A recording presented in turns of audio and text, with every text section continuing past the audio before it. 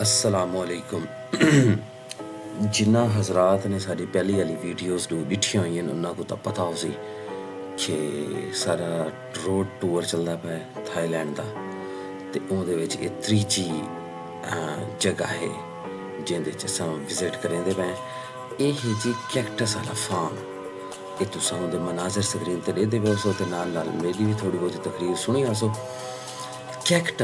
Cactus दा हर बंदे को तो मेरे ख्याल नाल ना ही पता हो सी, लेकिन जेह्ड़े बंदे हैं बायोलॉजी नाल रिलेटिड यूनिवर्सिटी आह्ले या जेह्ड़े बायोलॉजी दे मुताबिक पढ़दे हो सी या जिन्ना पढ़ी हो सी प्लांट्स दे बारे च उन्हां को जरा कैक्टस दा पता हो सी।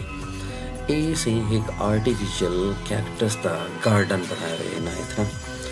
बहु वड्डा बहु ज़ालिम दा तुसां ज़ुल्म तस्वीरां तो देख सकते हो। मौसम अच्छा एह् देते पे होया कैक्टस दी नस्ल। अच्छा एक बई गल तो दस्सां इत्थै तस्वीरां वैसे देखते रहो तो मेरी कहानी भी उमें सुनते रहो ना हल्की आंच ते। एह्दे पे छोटे छोटे शैड बने, एह् छोटे छोटे नहीं एह् लंबे चौड़े शैड न। हर नस्ल वक्खरी है। एह् हुण दस्सो एह् जेह्ड़ी तुहाडे सामने डिटेल आई खड़ी है एह् जेह्ड़ी इंदी नस्ल है इंदे तलवार वाकू पत्ते होने ना। एह् ह्यूमिडिटी ते ह्यूमिड एरिए च ज़्यादा चलदे न। उंदे बाद एह् गैर मामूली नज़र आंदे न ना खुल्ले खुल्ले होए। ते उंदे बाद एह् जंगलात दी नस्ल दे च ताल्लुक रखदे न एह् पत्ते ना या एह् पौधे। ते इन्हां पूरी दुनिया विचों कैक्टस इकट्ठा कीता होए।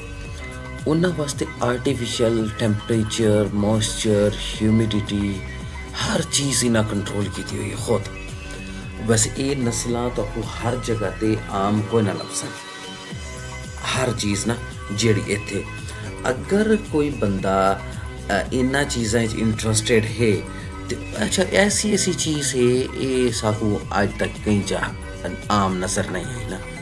ऐसा पौधा साइंट डिठे ते कुदरतन जेह्ड़े मौसम गए हैं से असां पिछली वीडियो च मैं तो दस्सेआ ही बड़ा मौसम ज़बरदस्त है ते भयानक किस्म दा हल्की बारिश ते हवा ते बस ओह् जिवें नहीं आखदे पाकिस्तान च पकौड़े आह्ला मौसम ओह् आह्ला मौसम ते बस ते उंदे विच एह् मनाज़र मैं आखदा तबाही है ते बर्बादी है ते बिया कुछ नहीं।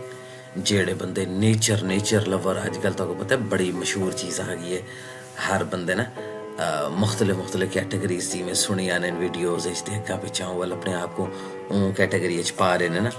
जेह्ड़ी नेचर लविंग बंदे न ना हमें नेचर से प्यार है, हमें कुदरत देखनी है, कुदरत की शाहकार देखने उन्हां वास्ते ये जगह बाबा जी बाम्बे उन्हां वास्ते ये वॉकिंग स्ट्रीट थी गई ते पताया ते अग्गां पिच्छां ये जेह्ड़े ना ये माने नहीं रखदे ओह् आसन ते ई जगह ते आसन वन पवन्ना पौधा है जेह्ड़ा अक्सर ऐसे तो पौधे नज़र आसन जिन्हां दी जड़ां ही उत्ते 8-8 फुट उत्ते बाबा जी उन्हां टंगियां ओह् क्या है जी जेह्ड़ा उन्हां दी थल्ले लटकदियां पईयां ओह् थल्लों मॉइस्चर गिंदे पैन पानी इवें चलदा पिया जिवें अपना तलाबां च नहीं होंदा रनिंग हालत च इन्ना मोटरां बंबाट किस्म दियां फटियां होईयां ते ओह् मॉइस्चर उडू खिंदे पे। नज़ारे एक नस्ल दे पता नहीं कितने हज़ारां दरख्त हैं। बंदा परेशान थी वेंदे कें दी तस्वीर छिकूं ते कें दी तस्वीर ना छिकूं।